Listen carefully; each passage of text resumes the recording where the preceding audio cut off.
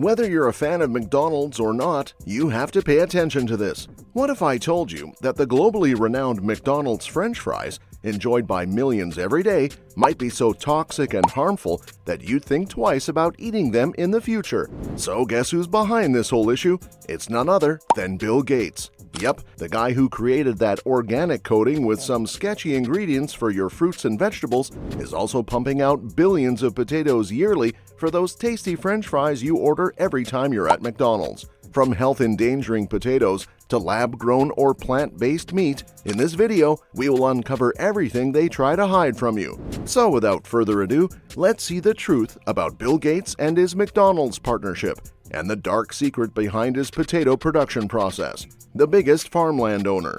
In our previous video about Bill Gates' Appeal products, we revealed a lot, including the fact that Bill Gates is the biggest farmland owner in the US. If you haven't already, make sure to watch that after this one. Bill Gates owns around 270,000 acres of farmland across 18 states. His 100 Circles farm in Washington is the main hub for producing potatoes and supplying them to McDonald's. They even have this farm's name on their website as one of their main suppliers. But it's not about where they are made, but how they are. You see, some years ago, an investigation into the making of McDonald's French fries took place, and the results were disturbing.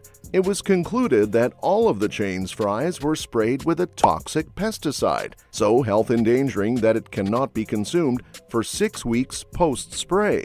This revelation came after it was reported that these fries contain substances that could cause cancer and brain damage. All of this was revealed by Michael Pollan, a journalist, author, professor, and activist who works at the UC Berkeley Graduate School of Journalism. He explained the exact process that goes behind the making of McDonald's fries. First of all, McDonald's uses a very specific kind of potato in making their fries. The potato in question is the Russet Burbank, known for its distinctive long shape, which gives McDonald's fries their signature look. While these potatoes are challenging to grow, McDonald's specifically prefers them for that reason. However, they do have a common defect called net necrosis, which you might recognize as those small brownish spots and lines on the potatoes. And even though these defects don't cause a human any harm, if you can't provide McDonald's these potatoes without any blemish, they aren't going to be buying any from that farm.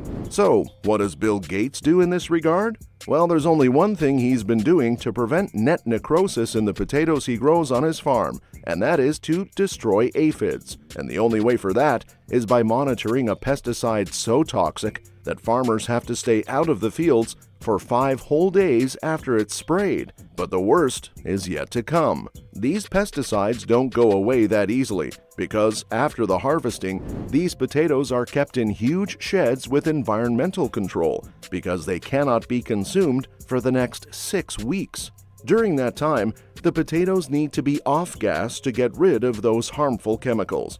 Monitoring, on the other hand, also known as methimidofos, has some pretty shocking side effects too. Farmers and workers who conducted the monitoring or used the chemical reported many cases of poisoning, as well as people who've eaten the food that hadn't been completely cleansed from it. The symptoms of poisoning from this pesticide can be quite serious. Now, we can all agree that fries should contain only 3 things: potatoes, oil, and salt, not other chemicals that can cause you long-term health issues. So I guess that gives me more than a solid reason as to why you shouldn't go to McDonald's, and more importantly, trust a person like Bill Gates. GMOs and synthetic food. You know, the whole potato situation is just the tip of the iceberg, and if you think you're making the best choices for what you eat, let me fill you in on how Bill Gates is shaking things up in a way that could really impact our natural, healthy food options.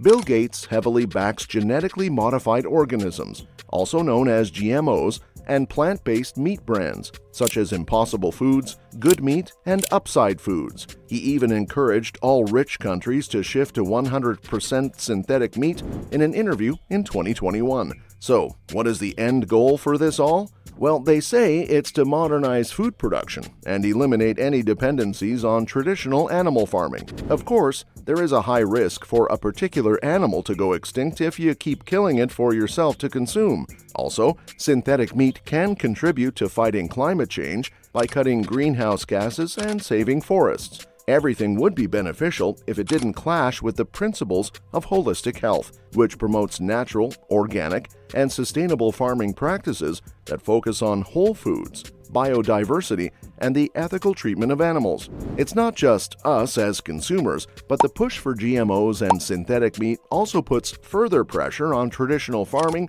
and small-scale operations, which are already facing difficult regulations and challenges from the big industries in the sector.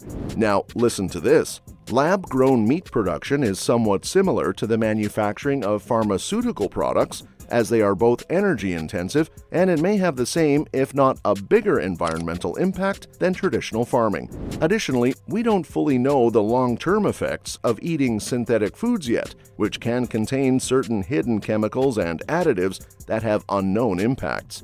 To put this into simple words, if it's already harming the environment, just in a different way, then what's the point? On top of that, it's also harmful to us as well. Bill's push for plant-based and synthetic foods also comes with a huge bag of funding for the media and research, which helps form public opinion on the sustainability of traditional versus modern farming. His push for countries to switch from real to synthetic beef is a point of huge concern, as it risks limiting consumer choice. Allowing this might make conventional meat inaccessible in the future. Bill Gates' global influence. The Bill and Melinda Gates Foundation has a lot of influence over agricultural sectors, mainly in developing areas like Africa. But is his involvement in African agriculture meant to be beneficial for their people? Or is it just a way for Gates to get more money and power? Critics argue that while on the surface these initiatives claim to help reduce hunger and poverty and improve overall food security, they often lean towards industrial and market-driven solutions instead of embracing traditional sustainable practices. It appears that these foundations prioritize advancing technology and corporate agendas rather than genuinely meeting local needs or supporting small-scale farmers. The Alliance for a Green Revolution Africa, co-founded by the Rockefellers and Gates Foundation, has faced heavy criticism for pushing technology and GM seeds onto the African market. This only benefits the U.S. agricultural business instead of meeting the agricultural needs of locals in the country. They have been leading the African food system into a path where they rely completely on patented seeds, synthetic fertilizers, and pesticides. And even though it seems to accelerate crop yield and reduce poverty, it drags the farmers into a trap of debt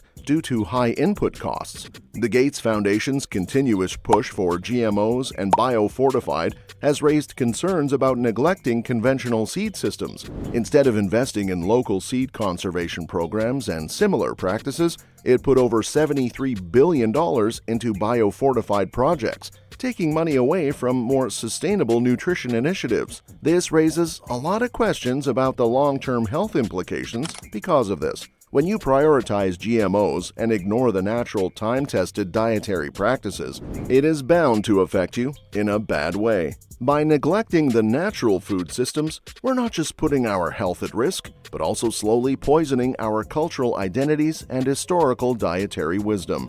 Bill Gates, with all his current strategies, seems to have one goal, and that is to monopolize food production. With the way this guy is moving, there is little time left before he decides what you eat and what diseases you will encounter, having full control over your choices. You'll be going to the store and see only the products he wants you to eat. It is high time for us to open our eyes and keep ourselves updated on everything, especially the food we consume daily.